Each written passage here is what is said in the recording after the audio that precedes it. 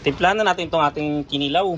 Kinilaw na pipino at saka rabanos o radis. Ayan. Lagay natin yung kanyang mga sangkap. Ito yung luya at saka siling labuyo. Tapos kamatis at saka bombay. Ayan. Tapos ilagay natin yung suka.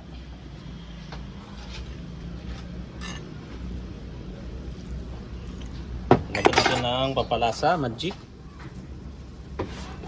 bitsin, saka paminta konti.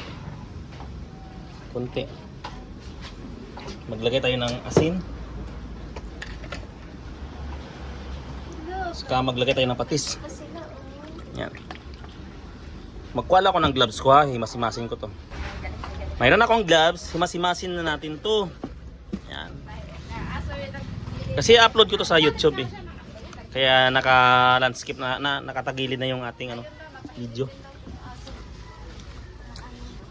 Mag-add tayo ng konting asukal dito sa ating kinilaw. Yan. Tsaka paghalo-haloin natin.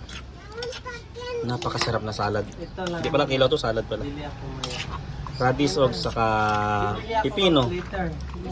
Saka mayroong maliliit na lilis. Okay na to.